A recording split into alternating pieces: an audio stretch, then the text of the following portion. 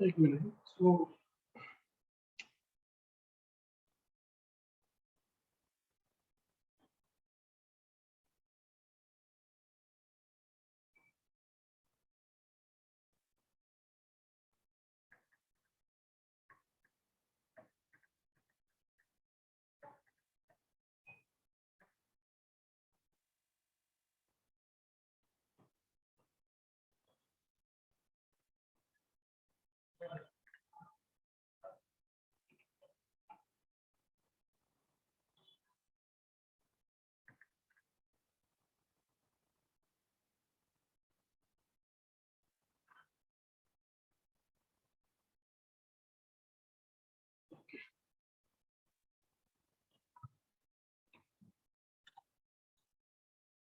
विकास दर 2.5% होता. सो हा विकास दर जो होता यांचा हा साध्य होता आणि उद्दिष्ट किती होतं 5.7 होतं. थोडा कमी म्हणजे त्या अकॉर्डिंग कमी यांचा अचीव झाला. ओके,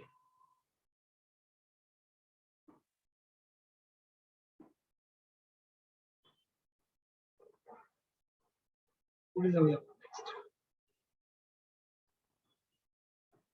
त्याबरोबर वैशिष्ट्य हे योजनेची काय होती बघा. वैशिष्ट्य होते की 4थ्या पंचवार्षिक योजनेचा मसुदा अशोक मेहता यांनी तयार केला होता. अशोक मेहता कोण होते तुम्ही सांगेल? अशोक मेहता कोण होते?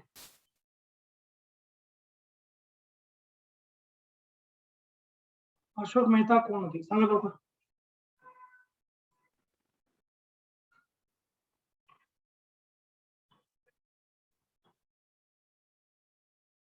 अशोक मेहता कोण होते?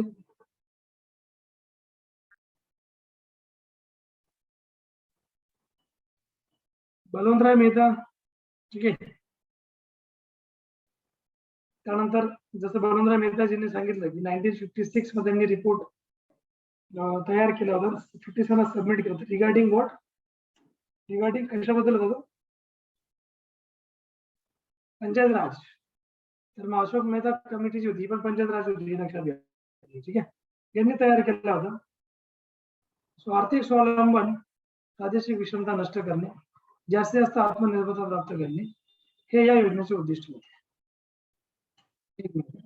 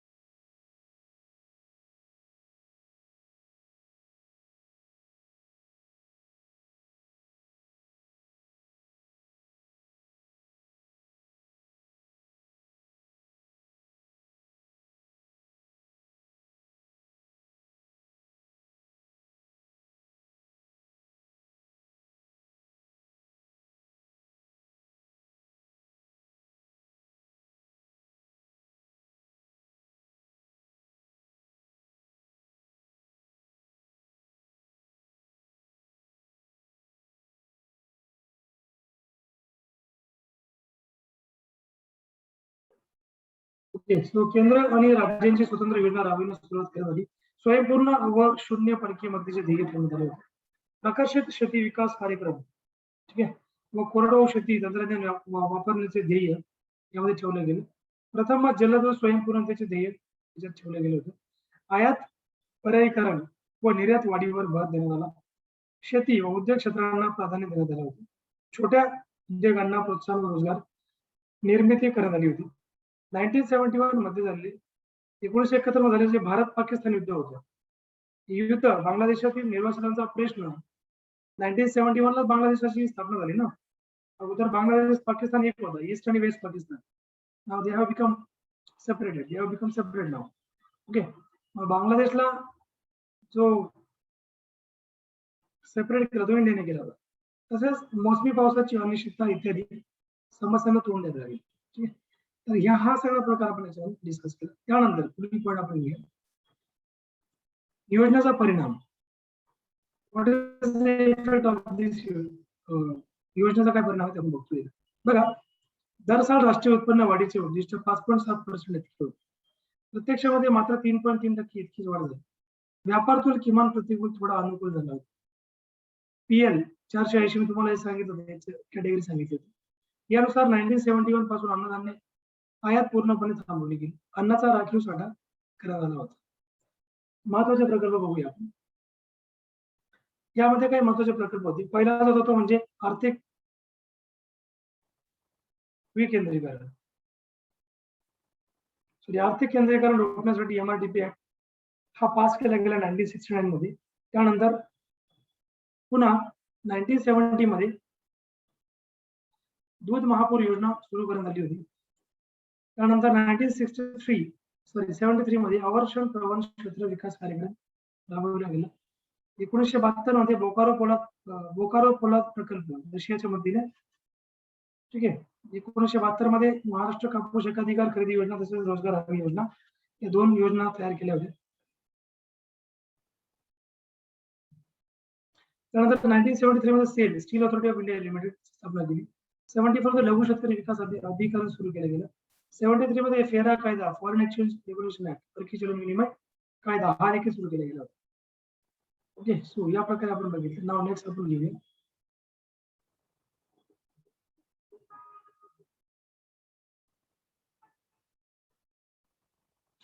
विशेष घटनाक्रम हाच आपला इथे बाकी होता. बाकी सगळं ऑलमोस्ट झालं होतं. सो मार्च 1971 या 1971च्या संसदीय निवडणुकीच्या वेळी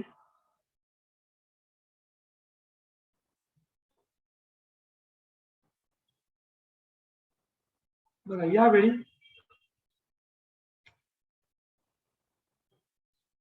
थोडंसं उत्तर चालतं. 1 मिनिट.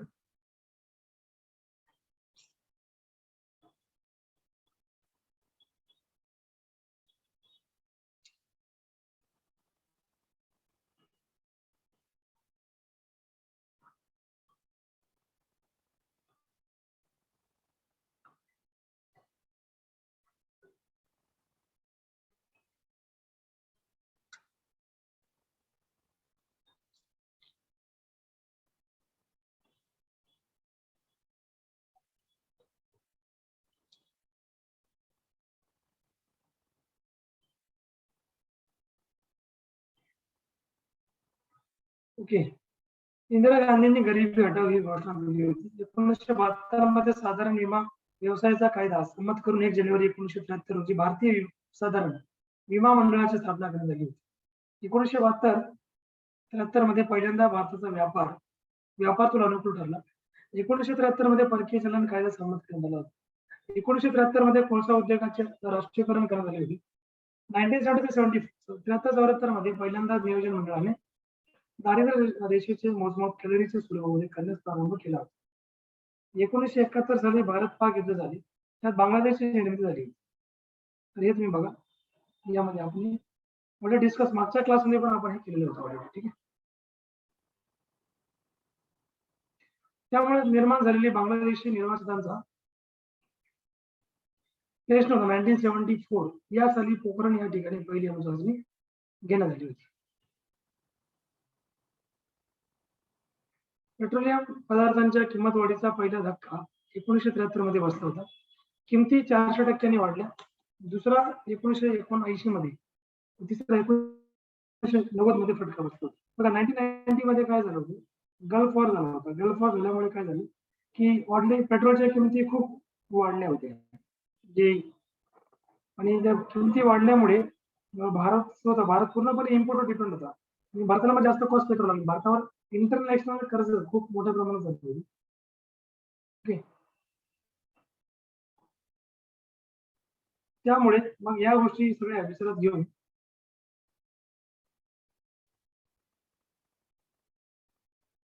400% वाढले. आणि दुसरा 1971 मध्ये व तिसरा 1990 मध्ये बसला. याला ऑइल क्रायसिस किंवा तेलाचे संकट असे म्हणतात. या योजनेच्या काळामध्ये 19 जुलै 1969 मध्ये 14 बँकांचं राष्ट्रीयकरण करण्यात आलं. कुटुंब नियोजन कार्यक्रम व्यापक प्रमाणात सुरू करण्यात आला होता. 1974-75 मध्ये लघु शेतकरी व सीमांत शेतकरी या अधिकरणाची MFALS ची स्थापना करण्यात आली होती. ग्रामीण बांधकाम योजना RWP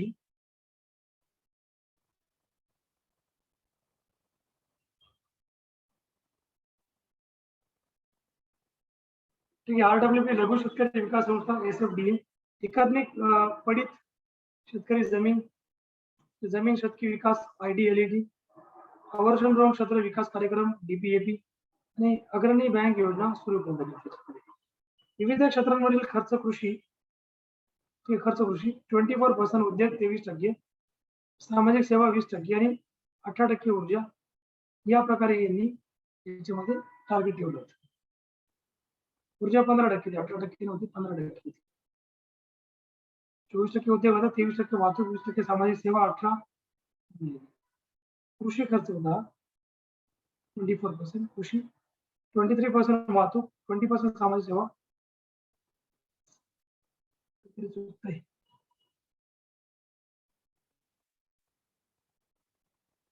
कृषी खर्च 24, उद्योग 23, वाहतूक 20, सामाजिक सेवा 18 आणि ऊर्जा 15%. ठीक आहे.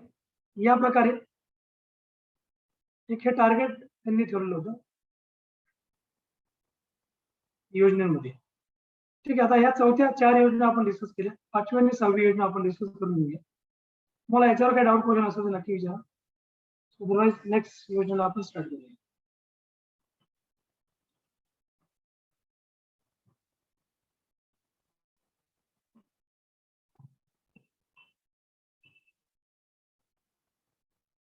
डाऊट क्वेश्चन याच्यावरती आतापर्यंत?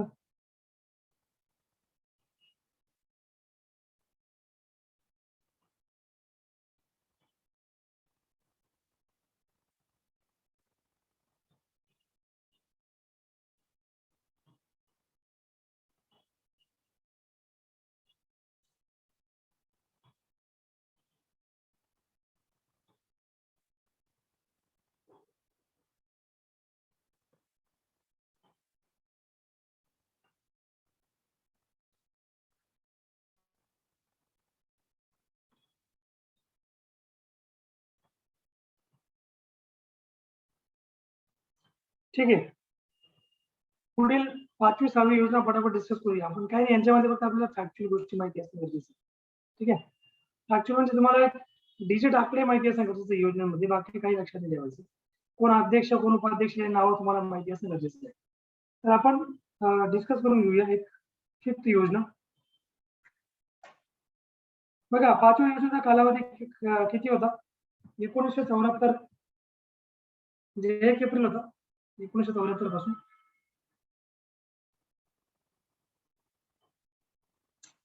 आज थोडा लिहायला प्रॉब्लेम होतोय मला.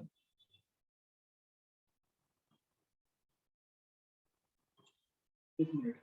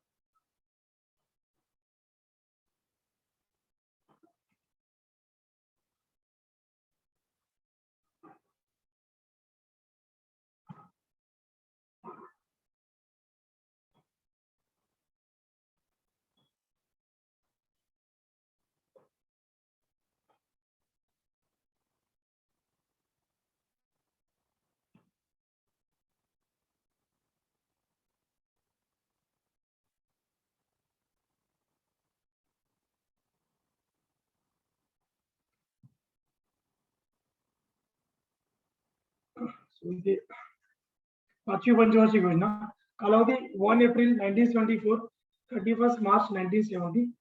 ही योजना रद्द केली गेली होती नंतर 78 मध्ये रद्द झाली ही योजना. का? आणीबाणी लागू झाली तुम्हाला माहितीच आहे 75 मध्ये. अध्यक्ष इंदिरा गांधी होते, उपाध्यक्ष दुर्गा प्रसाद धर होते. 1974 पर्यंत होते. पीएल एक्सल हे जानेवारी 1975 पासून होते. विकास दर साध्य होता 4.83%. उद्दिष्ट घेतलं 4.4% आणि साध्य केला होता यांनी 4.23%.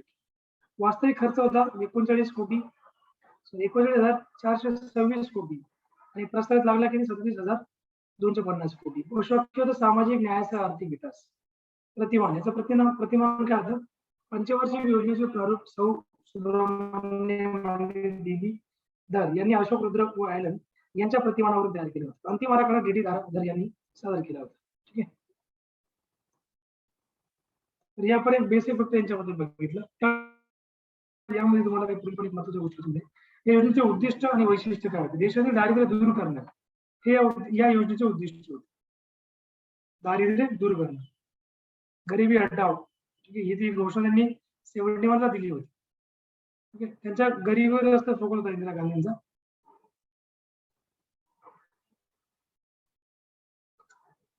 दारिद्र्य दूर करणे हे यांचं एक उद्दिष्ट होते. त्याचबरोबर आर्थिक आत्मनिर्भरता, स्वावलंबन. आता बघा, आर्थिक आत्मनिर्भरता हा शब्द इंदिरा गांधींनीच पहिले यूज केला होता. आता नरेंद्र मोदी वापरतायत आत्मनिर्भर भारत. बऱ्याचशा गोष्टी या इंदिरा गांधीच्या उलट आहेत. आता या प्रेझेंटली नेहरूंच्या उलट या गोष्टी चालू असतील. ठीक आहे. आत्मनिर्भर भारत, स्वावलंबन, सामाजिक न्याय ही प्रमुख वैशिष्ट्य होती. 1980च्या एक वार्षिक योजनेवर करण्यात आलेला एकूण खर्च जो होता तो 12,549 कोटी होता. चौथी, पाचवी व 6वी योजनेचा कृतीबद्ध अशोक रुद्र व ॲलन यांनी तयार केला होता. म्हणजे मॉडेल जो होता तो अशोक रुद्र आणि ॲलन यांनी तयार केला होता. चौथी, पाचवी, 6वी योजना. मला जर विचारलं गेलं एक्झाम मध्ये चौथी, पाचवी, 6वी योजना कोणी क्रिएट केली? जो कोणी हा मॉडेल तयार केला होता तो म्हणजे अशोक रुद्र आणि ॲलन. आणि ही जी योजना आहे 3 योजना चौथी, पाचवी, 6वी याच्यामध्ये शेती, उद्योग, इंधन किंवा ऊर्जा या क्षेत्रांना प्राधान्य देण्यात आलं. ठीक आहे. या योजनेची अशुभ सुरुवात झाली 1973 चा तेलाचा झटका. ठीक आहे. व चलन फुगवट्याच्या वाढत्या दरामुळे पेट्रोलियम पदार्थांच्या किंमत वाढीचा दुसरा फटका. दुसरा झटका बदल म्हणजे 1979 ला बसला होता भारताला. यावेळी तेलाच्या किमती 100% वाढल्या होत्या. आता तर काही असं काही परिस्थिती पण नाही, तरी 100% तेलाची किमती चालू होती सध्या. काही नसताना तेव्हा सगळे इंटरनल एक्सटर्नल प्रॉब्लेम्स खूप होते, त्यामुळे या सगळ्या गोष्टी झाल्या होत्या. या योजनेचा परिणाम काय? उपभोगामध्ये दरवर्षी 2.3% वाढ करणे, म्हणजे वाढ झाली होती याच्यामध्ये या योजनेमध्ये. दारिद्र्य निर्मूलन, बेरोजगारी, स्वावलंबन या क्षेत्रांमध्ये अपयश मिळालं होतं. म्हणजे यश आलं नाही, जे टार्गेट होतं की या गोष्टी कव्हर करायच्या. ठीक आहे. कोणत्या कोणत्या? दारिद्र्य निर्मूलन, बेरोजगारी, स्वावलंबन वगैरे हे ते अचीव्ह नाही करू शकतो.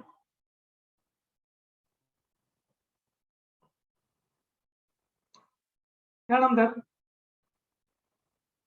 योजनेच्या शेवटी अर्थव्यवस्थेत मोठ्या वाढीच्या दराची अपेक्षा निर्माण झाली. 25 जून 1975 रोजी तिसरी राष्ट्रीय आणीबाणी जाहीर झाली होती. 1975 तुम्हाला बोलू ना मी, याचा एक फटका होता. मार्च 1977 मध्ये जनता पार्टी सरकार आलं होतं मोरारजी देसाईच्या अंडर, आणि मार्च 1978 मध्ये ठीक आहे जनता सरकारने 5वी योजना संपुष्टात आणली होती. त्यामुळे नियोजित काळापूर्वी 1 वर्ष अगोदर ही योजना गुंडाळली गेली होती.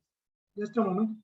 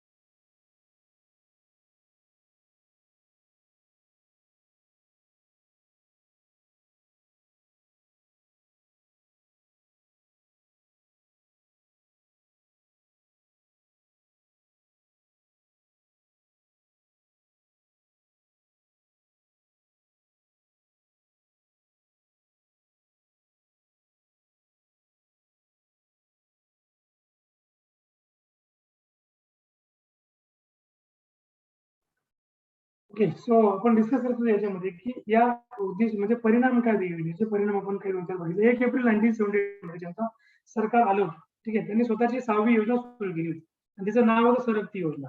म्हणजे जी योजना इंदिरा गांधींनी स्टार्ट केली 74 मध्ये 74 ते 79 ती जनता सरकारने बंद करून टाकली होती आणि त्यांनी स्वतःची योजना चालू केली होती सरकती योजना.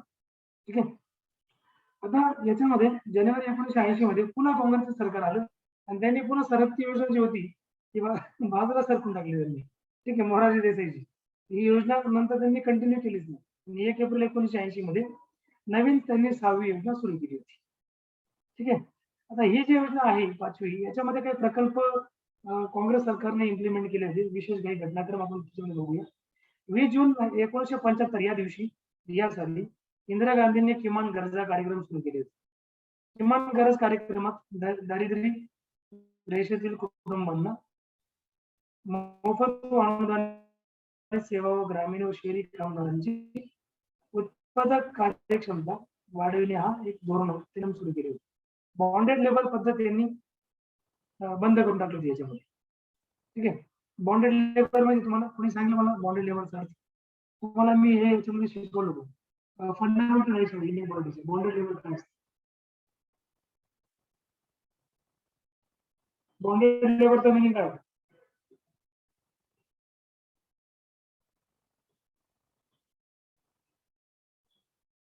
याची पीपीटी मी तुम्हाला सेंड करून देईल. काळजी करू नका त्याबद्दल. ठीक आहे. आणि ग्रुपवर मी त्या दिवशी तुम्हाला पीपीटी शेअर करणार होतो, पण मला रिमाइंडर मी विसरलो. मला कोण रिमाइंडर दिली नाही, मी करून देतो आज. ही आजचा जे क्लास आहे याची पीपीटी तुम्हाला ग्रुपवर मी करून देतो आहे. चालेल का Vishwanath sir? Yes sir, yes. मी पाठवलं होतं सर तुम्हाला. पाठवलं होतं का? मेसेज केला होता. कदाचित घेऊन असेल करावा. ते खूप ग्रुप आहेत ना त्याचे, त्याच्यामुळे मग ते लक्षात नसतात. खाली वगैरे चालला गेला असं. ठीक आहे. आणि ही जर नवीन स्टुडंट नेहा जी आहे, नेहा ऍड नाही ग्रुपमध्ये. बाकी कोण अजून ऍड आहे? पूनम ऍड आहे का?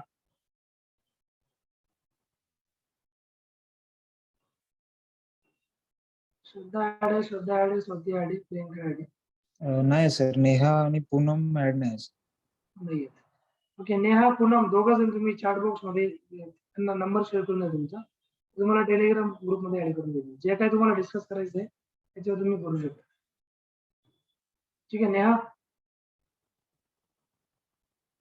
हो सर. ठीक आहे. तुम्ही आता चॅट बॉक्सला नंबर शेअर करा, म्हणजे नंतर लेक्चर एंड झाल्यानंतर तुम्हाला शेअर नाही करता येणार. चॅट बॉक्सला शेअर करा, ते तुम्हाला ऍड करून देईल. ऍडमिन तेच आहेत, विश्वनाथ सर आहेत. पूनम गवांडे.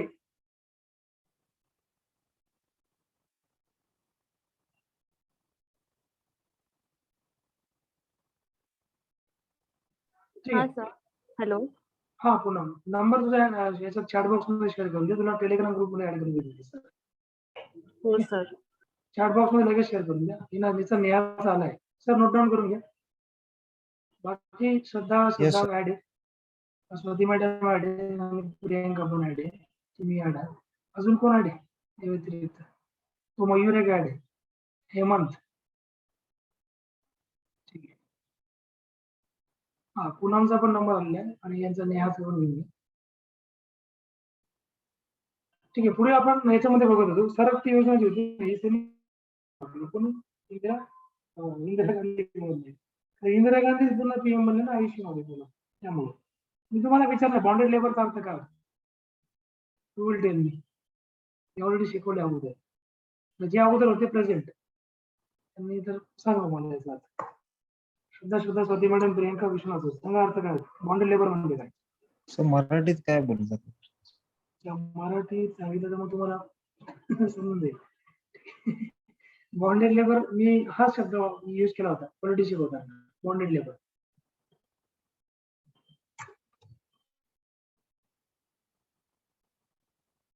बॉन्डेड लेबरचा अर्थ असा होतो, जसं मी तुम्हाला सांगितलं बघा. मला सांगा जसं की लेबरसाठी चाइल्ड लेबरचं कोणतं आर्टिकल आहे आपल्या इंडियन कॉन्स्टिट्यूशन मध्ये? चाइल्ड लेबरचं आर्टिकल कोणतं आहे? कलम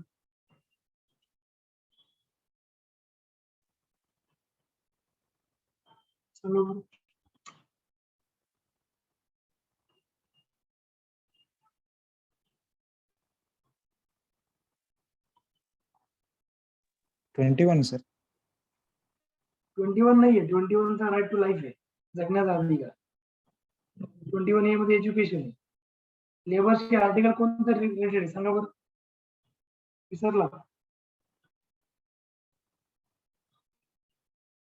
चाइल्ड लेबर, ज्यामध्ये चाइल्ड लेबर ह्युमन ट्रॅफिकिंग येते, जे अवैध व्यापार स्त्रियांचा, आर्टिकल मुलांचा. हा, 24. आर्टिकल 24 चाइल्ड लेबरची संबंधित. ठीक आहे, 23-24. तर आपण याच्यामध्ये बघितलं 23-24 आर्टिकल जे आहे ते चाइल्ड लेबर संबंधित आहे. तर मग यामध्ये बॉन्डेड लेबरचा अर्थ होतो की एक प्रकारे असं लेबर की ज्यांच्याशी एक प्रकारचा बॉन्ड करून घेतला, म्हणजे बॉन्ड थ्रू एक प्रकारे क्रॉस, म्हणजे एक म्हणतो ना आपण की त्या पलीकडे तो जाऊ नाही शकत, त्याला त्या बॉन्डच्या आतमध्ये राहूनच काम करायचं. ठीक आहे. 1978 मध्ये प्रायोगिक तत्वावर एकात्मिक ग्रामीण विकास कार्यक्रम IRDP सुरू करण्यात आला होता. किंमत मजुरी उत्पन्न धोरण चालू करण्यात आले, परंतु त्याला यश आले नाही. 77-78 मध्ये दारिद्र्य रेषेखालील लोकांचे प्रमाण 48% होते. 77 लाख फूड फॉर वर्क ही योजना सुरू केली गेली होती. आणि मोठ्या प्रमाणावर गुंतवणूक व जलद आर्थिक विकासाची व्यूहरचना रशियाकडून स्वीकारली गेली होती. 15 ऑगस्ट 1976 रोजी ट्रायसमचा अर्थ होतो training rural youth for self employment, ग्रामीण भागातील तरुणांच्या सोयी रोजगारासाठी प्रशिक्षण कार्यक्रम सुरू करण्यात आला. 2 ऑक्टोबर 1975 रोजी पहिल्या 5 प्रादेशिक ग्रामीण बँक स्थापन करण्यात आल्या. ठीक आहे, त्याला रुरल प्रेसिडेंट बँक म्हणतात, RRBs म्हणतात त्याला. 1976-77 मध्ये दुसऱ्यांदा भारताचा व्यापार दल अनुकूल 1976 मध्ये भारताचे पहिले राष्ट्रीय लोकसंख्या धोरण जाहीर करण्यात आले. 1975-76 मध्ये बाल कल्याणासाठी एकात्मिक बाल विकास योजना ICTS सुरू करण्यात आली होती. 1977 साली housing development and finance corporation Mumbai ची स्थापना करण्यात आली आणि 1977-78 मध्ये वाळवंटी क्षेत्रामध्ये परिस्थितीकीय संतुलन प्रस्थापित करण्यासाठी वाळवंट विकास कार्यक्रम, ज्याला DDP म्हणतात, तो सुरू केला गेला होता. Desert development programme, DDP. याच काळामध्ये integrated child development services desert development programme सुद्धा सुरू करण्यात आले होते. आणि या योजनेमध्ये काय होतं, जी 6वी योजना होती त्यामध्ये 6वी म्हणजे एक प्रकारे 5वीच आहे, पण 5वीचा आपण इम्पॅक्ट बघतोय. 6वी अजून सुरू नाही झाली. 6वी इंदिरा गांधी. मग यामध्ये उद्योगावर किती खर्च केला? इंडस्ट्रीवर 26% खर्च होता टोटल. कृषीवर 22%, ऊर्जा 19%, वाहतूक 18%, सामाजिक सेवा 17%. त्यानंतर रोलिंग प्लॅन 78 ते 80 या जो 3 वर्षाचा काळ होता, 78 ते 80, 2 वर्ष म्हणतो आपण, 3 पण नाही. रोलिंग प्लॅन कोणी आणला होता? मोरारजी देसाईंनी आणला होता. रोलिंग प्लॅनला होता सरकती योजना. 1978 ते 80 कालावधी होता रोलिंग प्लॅनचा. अध्यक्ष मोरारजी देसाई होते आणि चौधरी चरण सिंग होते. भारतामध्ये प्रोफेसर गुन्नर मिर्दाल यांनी त्यांच्या India economic planning in its broader या ग्रंथाची संकल्पना मांडली होती. वैशिष्ट्य काय करायचं? कामाच्या बदल्यात अन्न, म्हणजे फूड फॉर वर्क ही योजना आणण्यात आली होती. औद्योगिक विकास अनुदान योजना आणण्यात आली. लघु व कुटीर उद्योगांच्या विकासासाठी जिल्हा उद्योग केंद्राची जिल्हा स्तरावर स्थापना करण्यात आली होती. अंत्योदय योजनेनुसार देशातील प्रत्येक खेड्यातील सर्वात गरीब 5 कुटुंबांना जीवनावश्यक सेवा व पैसे पूर्ण झाले. तर हे ऑलरेडी आपण याच्यामध्ये बघितलं. 6वी योजना, तिचा कालावधी काय बघूया. 6वी योजना होती 1980 ते 85, 5 वर्ष होती. अध्यक्ष ऑफिस इंदिरा गांधी होते. 84 पर्यंत होते अध्यक्ष. हा, येस. स्क्रीन नाही शेअर करत का तुम्ही? मला दिसत नाही. नाही, स्क्रीन शेअर नाही करत आहे. याची PPT मी तुम्हाला याच्यावर पाठवून देईन, तुम्हाला ग्रुपवर पाठवून देईन. तुम्हाला 5वी योजना दिसते ना स्क्रीनवर? हो. 5वी योजनेला स्टॉप झालेला आहे. तुम्हाला याची PPT येऊन लागेल, जे मी तुम्हाला कंटेंट सांगतोय. फक्त याचे डिजिट जेव्हा मी PPT शेअर करेल ना, याचे फक्त डिजिट तुम्ही वाचून घ्या सगळे.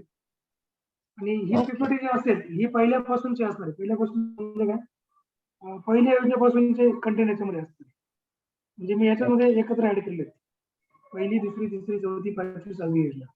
आणि 6वी जर आता होऊन गेली, 7वी योजना पण याच्यामध्ये तुम्हाला पीपीटी मध्ये ऍड करून दिली जाईल. आजच्या फक्त या योजनांमुळे मी पीपीटी ऍड नाही केली, कारण इतके डिजिट्स आहेत, नंबर त्यांना टाईप करावं लागतात, खूप वेळ जातो याच्यामध्ये, त्याच्यामुळे मग मी ती ऍड नाही केली याच्यामध्ये.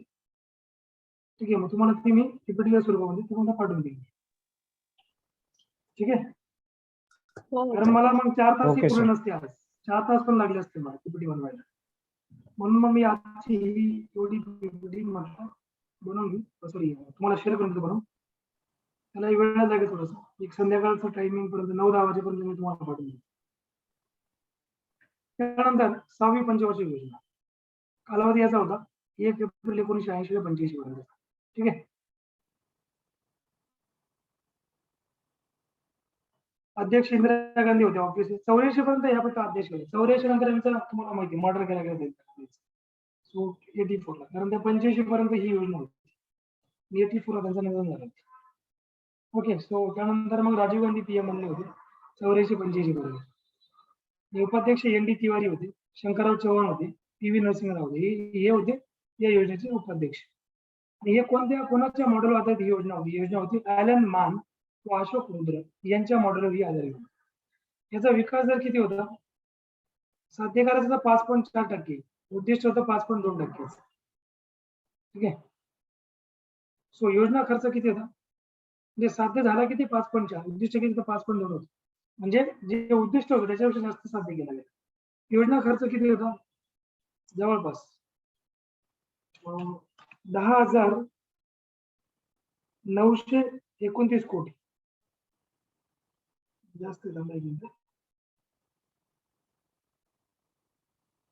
1 लाख करोड, 10,000 नाही, 1 लाख कोटी 92 कोटी. तर एवढा हा खर्च होता की 1,92,000 आणि 1,09,292 कोटी एवढा खर्च होता. प्रास्ताविक किती होता? प्रास्ताविक होता 97,500 कोटी. वर्णन दारिद्र्य विरुद्धची लढाई. म्हणजे याचं मेन मोटिव्ह काय आहे योजनेचं? 6व्या योजनेचं दारिद्र्य विरुद्ध लढाई. ठीक आहे,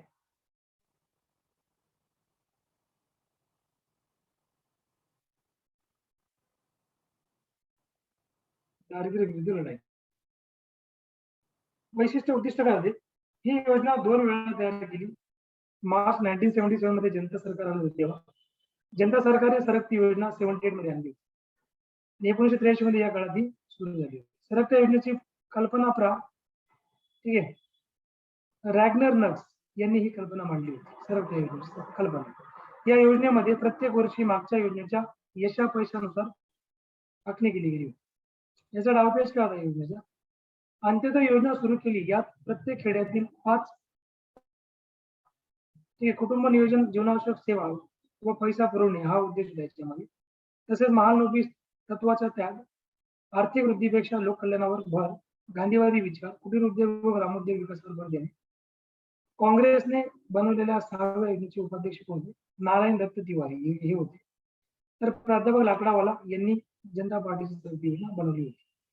काँग्रेसच्या 6व्या योजनेचा आकृतीबद्ध हेरॉल्ड डोमर, प्रारूप अशोक रुद्र व ॲलन यांनी तयार केला होता. दारिद्र्य निर्मूलन व रोजगार निर्मिती, आर्थिक प्रगती व आर्थिक समृद्धी यांचे उद्दिष्ट होते.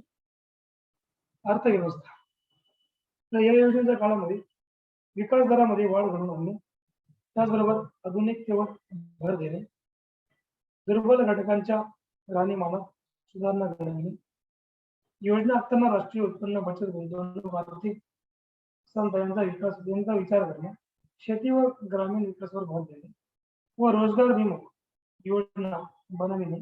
3,40,00,000 लोकांसाठी रोजगार निर्मिती ही यांची उद्दिष्ट होती. योजनेच्या खर्चामध्ये पहिल्या 5 योजनेपेक्षा मोठी वाढ करण्यात आली. सार्वजनिक क्षेत्रावर टक्केवारीनुसार सर्वाधिक खर्चाची योजना होती. परकीय मदतीची सर्वात कमी टक्केवारी असणारी योजना 7.7%. तसेच 3 दशकांच्या अपयशांचा विचार करून ही योजना आखली गेली होती. या योजनेमध्ये ऊर्जा, उद्योग व शेती या क्षेत्रांना प्राधान्य दिले गेले होते. योजनेचा परिणाम काय झाला? ही योजना यशस्वी ठरली. संतुलित विकास व सर्व लक्ष पूर्ण करण्याच्या दृष्टीने विचार केल्याची योजना सर्वाधिक यशस्वी मानली जाते. सर्वाधिक 1980 ते 95 हा 15 वर्षाचा टप्पा मानून आखणी करण्यात आलेली ही योजना होती. जरी 80-85 होती, परंतु त्याचा 15 वर्षाचा आराखडा होता. प्रेरक क्षेत्रास प्राधान्य देण्यात आले होते. बहुराष्ट्रीय कंपन्यांसाठी उदार धोरण स्वीकारण्यात आले.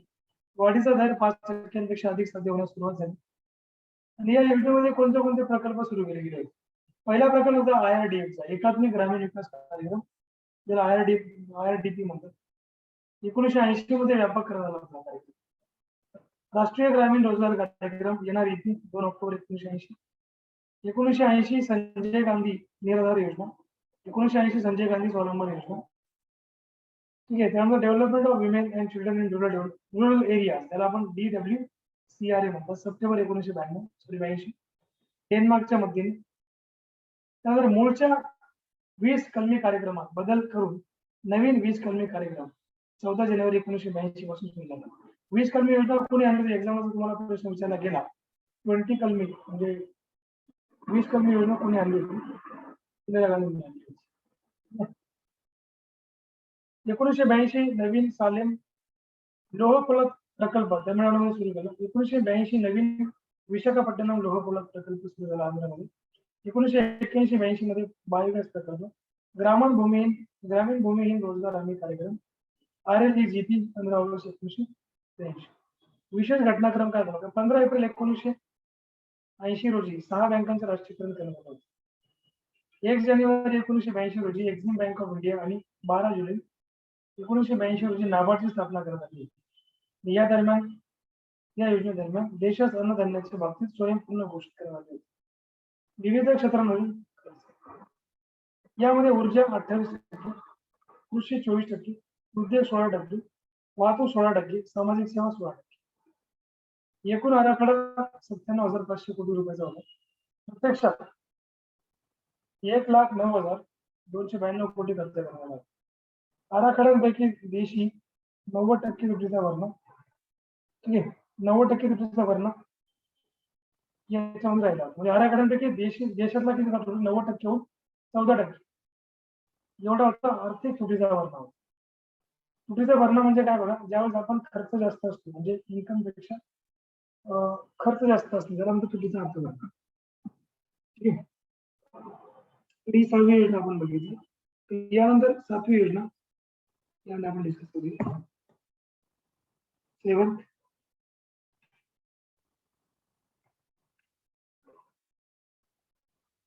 Fire plan. 7th फायर प्लॅनचा कालावधी होता 1985, 1 एप्रिल 1985, 31 मार्च 1990. अध्यक्ष होते राजीव गांधी 1989 पर्यंत. त्यानंतर यांचा पण मृत्यू झाला होता, यांचा मृत्यू झाला राजीव गांधींचा. त्यानंतर मग याचे उपाध्यक्ष बनले होते, अध्यक्ष याचे बनले होते VP सिंग 1989 नंतर. उपाध्यक्ष कोण? डॉक्टर मनमोहन सिंग होते. 1987 पर्यंत हे उपाध्यक्ष होते. P शिवशंकर 1987-1988, माधवसिंग सोळंकी 1988-1989, रामकृष्ण हेगडे 1989 नंतर. विकास दर किती होता? 6.2%. उद्दिष्ट किती होतं? 5%. खर्च वास्तविक होता जवळपास 2,18,729 कोटी आणि प्रास्ताविक झाला होता 1 लाख, ठीक आहे, जवळपास आपण त्याला म्हणू शकतो 1,80,000 कोटी हा प्रास्ताविक होता. प्रास्ताविक झाला किती? 2,18,000 कोटी 719 कोटी. सो प्रतिमान काय होतं? ब्रह्मानंद वकील हे ज्या मॉडेल आधारित ही योजना होती. 7व्या पंचवार्षिक योजनेचा आकृतीबद्ध CN वकील व PR ब्रह्मानंद यांनी तयार केला होता. त्यांनी महान ऑफिस प्रतिमान पर्याय म्हणून मजुरी वस्तू प्रतिमान मानले होते. वैशिष्ट्य काय? उत्पादक योजना निर्मितीवर या योजनेत भर दिला गेला होता. या योजनेस रोजगार निर्मिती जनक योजना म्हणून ओळखतात. महान ऑफिस तत्वांचा म्हणजे झिरता सिद्धांत त्याग केला गेला. दारिद्र्य, बेरोजगारी, प्रादेशिक विषमता हे आपोआपच नष्ट होतील या गृहीत तत्वाचा त्याग केला गेला. ही योजना 1985-2000 हा 15 वर्षांचा कालखंड डोळ्यांसमोर ठेवून तयार केली गेली. लोकसंख्या नियंत्रण, अन्नधान्य स्वयंपूर्णता व सकस आहार, पेट्रोलियम पदार्थांच्या वापरावर नियंत्रण, महागाईवर नियंत्रण, राहणीमान सुधारण्यासाठी विशेष प्रयत्न, आधुनिक तंत्रज्ञान वापरावर भर, सर्वसामान्य जनतेचा विकासामध्ये सहभाग वाढवणे ही याची उद्दिष्ट होती. या योजनेत खासगी क्षेत्राला प्रथमच महत्व देण्यात आले होते. 45% खर्च या क्षेत्रावर करण्यात आला होता, खासगी क्षेत्रावर. याबरोबर एप्रिल 1988 मध्ये काँग्रेसने आपल्या अधिवेशनात बेकारी हटावची घोषणा केली. एका वार्षिक योजनेमध्ये 1990-91 साली 65,714 कोटी रुपये, ठीक आहे. त्यानंतर 1991-92 या वर्षी 73,842 कोटी रुपये खर्च करण्यात आला होता. योजनेचा परिणाम, बघा योजनेचा परिणाम जर तुम्ही बघितला याच्यामध्ये,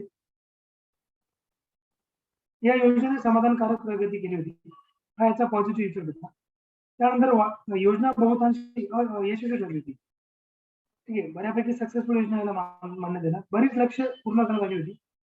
वाढीचा दर होता 6% अधिक साध्य होण्यास सुरुवात झाली होती. दारिद्र्य रेषेखालील लोकसंख्येचे प्रमाण 37% होते. याच्यामध्ये तुम्हाला जर विचारलं गेलं की अंडर 7 जो पंचवर्षीय योजना होती, पहिला प्लॅन, याच्यामध्ये दारिद्र्याचं प्रमाण किती होतं लोकसंख्येच्या? 37%, खूप जास्त. 1983-84 पासून ते 30% आणलं. म्हणजे 83-84 मध्ये 37 होतं आणि 87 मध्ये 30% हे प्रमाण आणलं होतं. या योजनेमध्ये कोणते महत्वाचे प्रकल्प राबवले गेले बघा. 1985 मध्ये 1985 मध्ये पक्षांतर बंदी कायदा आणला गेला. पक्षांतर बंदी कायद्याचा अर्थ काय होता?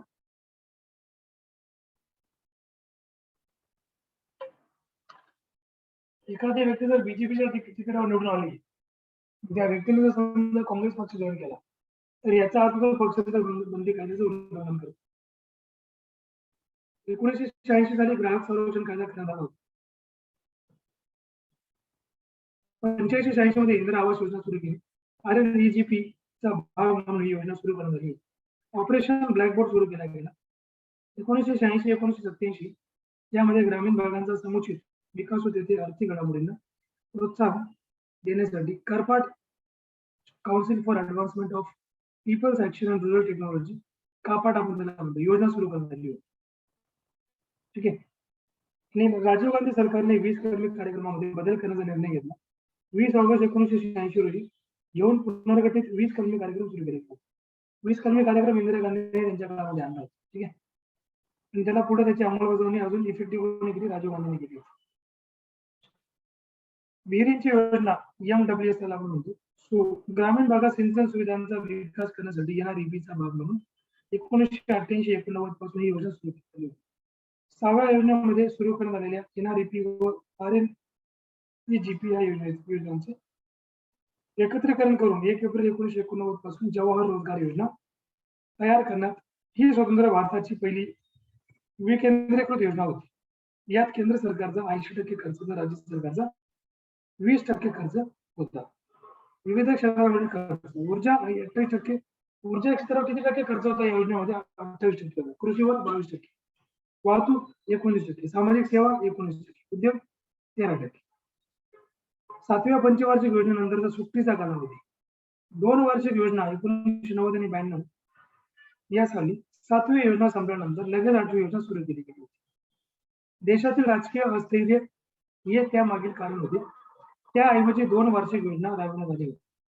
या काळात 1991 पर्यंत श्री चंद्रशेखर व त्यानंतर PV नरसिंहराव हे भारताच्या पंतप्रधानपदी बसले होते. 1990 आणि 92 दरम्यान अर्थव्यवस्थेमध्ये अनेक दुष्परिणाम निर्माण झाले. तुम्हाला मी सांगतो, अर्थव्यवस्थेत सगळ्यात वाईट जी परिस्थिती होती ती 90 आणि 92 मध्ये. का झाली? व्हॉट इज द कारण? What is the reason?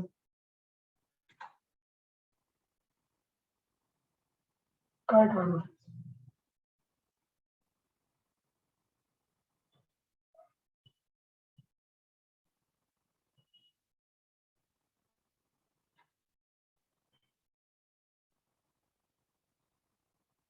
मला मी सांगितलं ना, गल्फ वॉर 1990 मध्ये गल्फ वॉर झाला होता आणि गल्फ वॉर झाल्यामुळे तेलाच्या किमती या गगनाला भिडल्या होत्या. सो 100% इंडियामध्ये, आणि इंडिया कसं आहे, इम्पोर्टर आहे पेट्रोलचा. आपण एक्सपोर्ट कमी करतो, इम्पोर्ट जास्त करतो. त्याच्यामुळे जर समजा किमती वाढल्या, सगळ्यात मोठा परिणाम फटका जो बसतो हा कोणाला बसतो? सामान्य माणसाला बसतो. म्हणजे की इंडियाच्या इकॉनॉमीला बसतो, किमती वाढतात. ठीक आहे त्यानुसार. म्हणून 91-92 कालखंडामध्ये चलनवाढीचा वार्षिक दर होता 13.7%. एवढा हा दर, तर आर्थिक वाढीचा दर फक्त किती 0.9% होता. 21 जून 1991 या दिवशी पी.व्ही. नरसिंहराव यांचे सरकार अस्तित्वात आले होते. नवीन सरकारने 1 एप्रिल 1992 रोजी आपली 8वी योजना सुरू केली. त्यानंतर पुढील कालखंडामध्ये 24 जुलै 1991 रोजी भारताने नवीन आर्थिक धोरण स्वीकारले.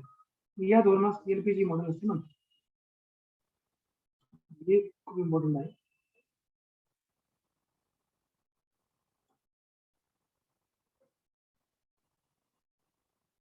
पुढची योजना घेऊया आपण. योजना संपूर्ण टाकू आज, जास्त रखडायचं नाही. आणि हे जर आपण रखडून ठेवलं तर मग वेळ लागेल.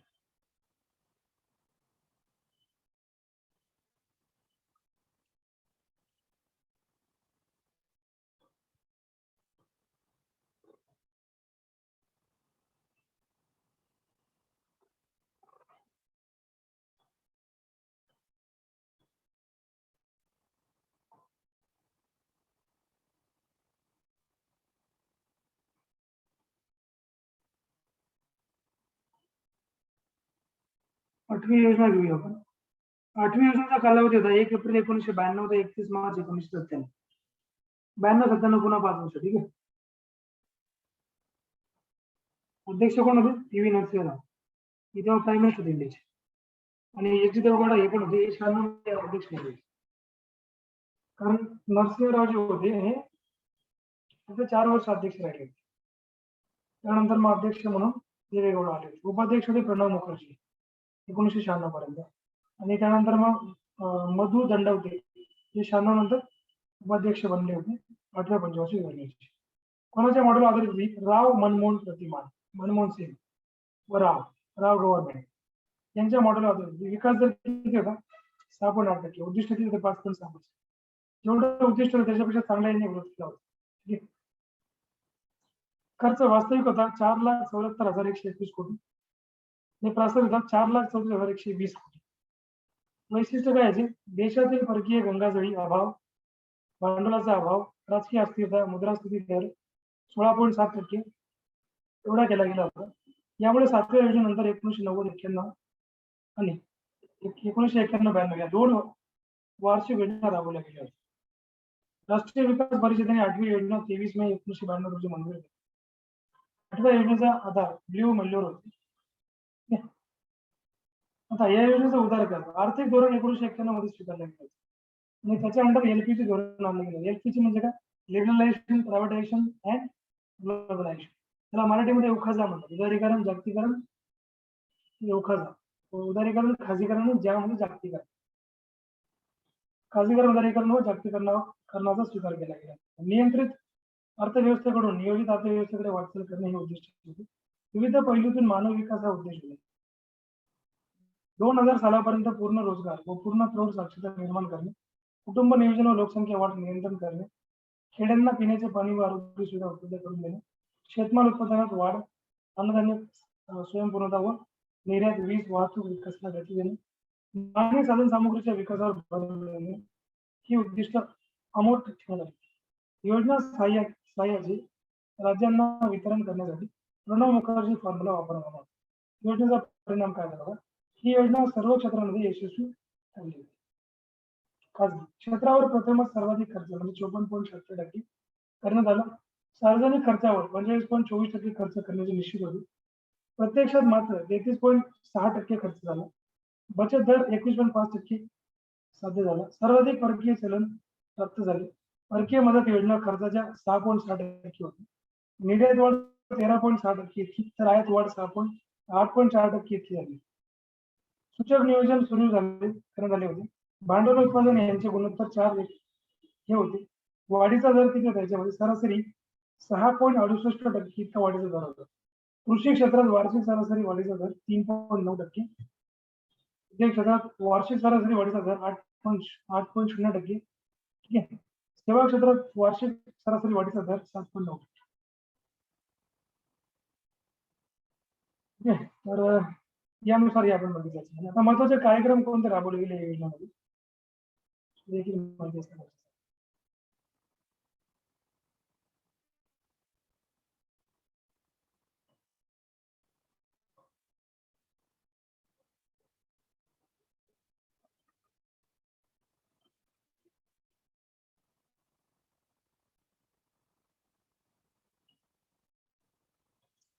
जस्ट अ मोमेंट, मी तुला एक मिनिटाचा वॉटर ब्रेक देतो, पाणी पितो.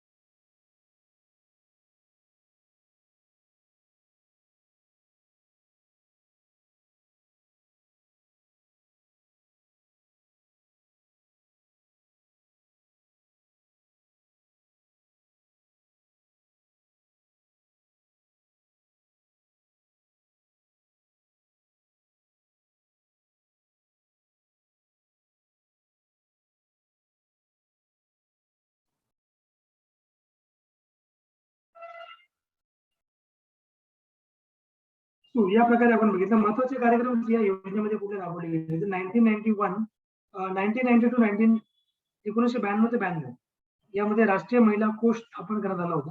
केंद्रीय महिला व बालविकास राज्यमंत्री यांचे पदसिद्ध अध्यक्ष होते. 2 ऑक्टोबर 1993 रोजी 3 योजना सुरू झाल्या होत्या. 2 ऑक्टोबर 1993 3 योजना सुरू झाल्या.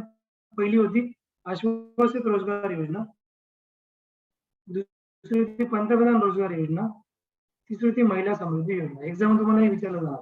ठीक आहे. जर इन केस तुम्हाला इकॉनॉमिक प्लॅनिंग विचारली गेली तर 2 ऑक्टोबर 1993 रोजी रोजगार विमा योजना सुरू करण्यात आली होती. योजना सुरू करण्यात आली. याची रक्कम होती 5 कोटी रुपये. एवढी रक्कम याच्यामध्ये दिली गेली. 15 ऑगस्ट 1995 रोजी 3 योजना सुरू करण्यात आल्या. त्यामध्ये पहिली होती मध्यान्ह आहार योजना, मिड डे मील स्कीम. दुसरी होती राष्ट्रीय सामाजिक सहाय्य योजना, national social assistance programme NSAB. तिसरी होती इंदिरा महिला योजना. 15 ऑगस्ट 1996 रोजी संगम योजना सुरू करण्यात आली होती. संगम योजनेचा अर्थ म्हणजे संगम योजना का कोणासाठी होती योजना? संगम योजना जी होती ही अपंग व्यक्तींच्या गटांना 15,000 रुपयांची सहायता देण्यात आली होती या योजनेनुसार. ठीक आहे. त्यानंतर विशेष घटनाक्रम या योजनेच्या अंतर्गत कुठला होता? 1992 मध्ये पहिल्यांदा सार्वजनिक क्षेत्रातील उद्योगांमध्ये निर्गुंतवणुकीची प्रक्रिया सुरू करण्यात आली होती. 1992 मध्ये security and exchange board of India SEBI ची स्थापना केली गेली होती.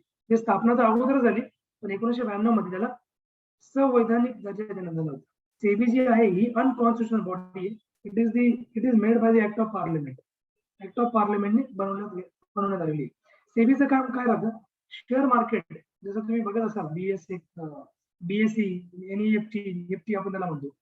शेअर मार्केट जे आहे बॉम्बे स्टॉक एक्सचेंज, ठीक आहे, तर याच्यावर शेअर मार्केटवर नजर कोणाची असते? वॉच सेबीचा असतो. सेबीचं कामच ते राहतं शेअर मार्केटवर वॉच करणं. त्यानंतर 1992 मध्ये 73 आणि 74व्या घटना दुरुस्तीने पंचायत राज व्यवस्थेला संवैधानिक दर्जा देण्यात आला होता. 1992 मध्ये भारताचे पहिले पंचवार्षिक परकीय धोरण जाहीर केलं गेलं आणि 1992-93 मध्ये रुपया व्यापार खात्यावर आंशिक परिवर्तनीय करण्यात आलं होतं. 1993-94 मध्ये व्यापार खात्यावर पूर्ण परिवर्तनीय, 1994-95 मध्ये चालू खात्यावर पूर्ण परिवर्तनीय करण्यात आलं होतं. 1993 साली राज्य महिला आयोगाची स्थापना करण्यात आली. 1993-94 मध्ये खासगी क्षेत्रात पुन्हा बँका स्थापन करण्याची संमती देण्यात आली होती. आणि 1993-94 मध्ये आपण बघितलं 1 जानेवारी 1995 रोजी भारत WTO चा संस्थापक सदस्य बनला होता. WTO world trade organisation. WTO ची स्थापना जर ऍक्च्युअल बघितली तर WTO एक गॅट होती. गॅट म्हणजे GATT नॉट ए. त्याचा मिनिंग होतो general agreement on tariff and trade, गॅटचा. मग गॅटची ऍक्च्युअल स्थापना 1948 ला होती, 1948 मध्ये केली होती. परंतु गॅट वर काही आरोप लागले होते की ही जी गॅट आहे ही वेस्टर्न जे कंट्रीज आहेत जसं युरोपियन, अमेरिकन कंट्रीज यांच्याकडे जास्त करून म्हणजे यांच्यावरती लक्ष फोकस करते, म्हणजे यांच्या फेवरमध्ये जास्त डिसिजन देत असते, असा आरोप लावला गेला. म्हणजे जे एशियन कंट्रीज आहेत यांच्यासोबत ती पार्शालिटी करते गॅट. म्हणून गॅटचं नामकरण WTO केली गेली, वर्ल्ड ट्रेड ऑर्गनायझेशन. ठीक आहे. तर मग WTO ची स्थापना 1995 1 जानेवारी. भारत याचा फाउंडर कंट्री बनला होता, फाउंडर मेंबर. 1996 मध्ये निर्गुंतवणूक आयोगाची स्थापना करण्यात आली. 1996 मध्ये भारतात पहिल्यांदा डिपॉझिटची प्रणालीची सुरुवात केली गेली होती. आता याच्यामध्ये बघा, या योजनेमध्ये ऊर्जेमध्ये किती खर्च केला गेला? 27%. एनर्जीमध्ये, सामाजिक सेवामध्ये 22% खर्च केला गेला, कृषीमध्ये 21% खर्च केला गेला, वाहतूक ट्रान्सपोर्टमध्ये 21%, उद्योग याच्यामध्ये 10%. ठीक आहे. तर या प्रकारे या योजनेचे आपण एक एक्सपेन्स बघितले होते. इकॉनॉमिक एक्सपेन्स याच्यावर किती केले गेले गव्हर्नमेंटच्या द्वारे. एक्झाम तुम्हाला विचारू शकतात. आपण या आतापर्यंत 8 पंचवार्षिक योजना आपण बघितल्या, 5 इयर प्लॅन्स. जी आपण 9वी आहे, ठीक आहे, थोडा 15 मिनिट्स बाकी अजून आपले, पण 9वी योजना आपण पुढील लेक्चरला मी तुम्हाला कंटिन्यू करेल. थोडंसं एक्स्ट्रा मी घ्यायचा प्रयत्न करेल टू आजची क्लास, जे मी तुमच्या आज सकाळी पण घेणार होतो, पण ती आपली लवकर एंड झाली, म्हणजे 7:30 ला चालू झाला. थोडा टेक्निकल इश्यू असल्यामुळे 9 ला आपण खतम केली होती. पुढील जो क्लास असेल आपला तो 7 ते 9 चा आहे, आणि जो 3 चा क्लास आहे तो 3 to 5 मी घेणार, म्हणजे तुमचा 1 hour मी तिथे इन्क्रीज करणार नेक्स्ट क्लास. ठीक आहे. आजचा क्लास आपण थांबूया. तुम्हाला काही क्वेश्चन डाऊट्स असतील तर विचारा.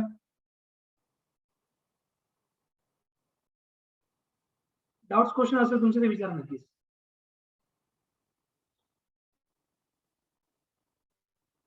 श्रद्धा, स्वाती मॅडम, त्यानंतर पूनम, प्रियंका, विश्वनाथ सर, नेहा,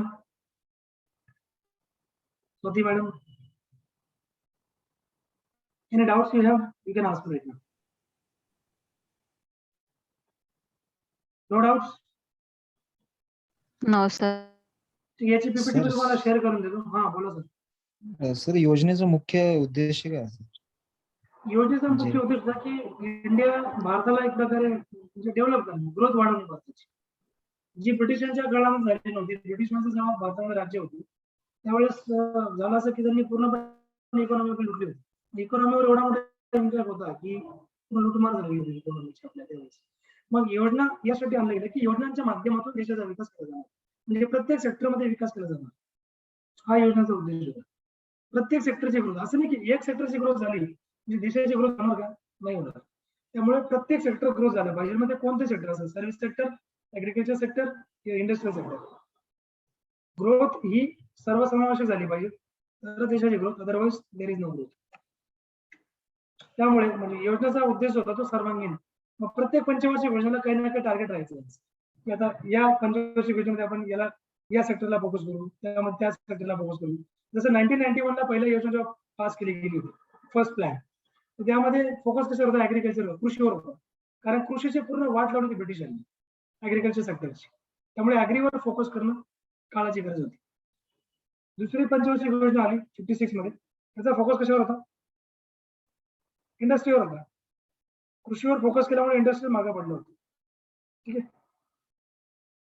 सो हा सगळा प्रकार आपण डिस्कस केला. समजलं? हो सर. हा निधी कुठचा उचलतात? निधी टॅक्स असतो ना गव्हर्नमेंटकडे, टॅक्स कलेक्ट होतो ना. हा जो पैसा असतो ना 20,000 करोड, 1 लाख कोटी, 4 लाख कोटी, 6 लाख कोटी, हा वर्षामध्ये गव्हर्नमेंटकडे जो टॅक्स गोळा होतो त्याला आपण जीडीपी म्हणतो ना. जीडीपीच्या माध्यमातून सरकारकडे पैसा येतो टॅक्सेच्या आणि गव्हर्नमेंटची काही स्वतःची इन्व्हेस्टमेंट पण असते, तिथून पण ते पैसा त्यांच्याकडे मिळतो.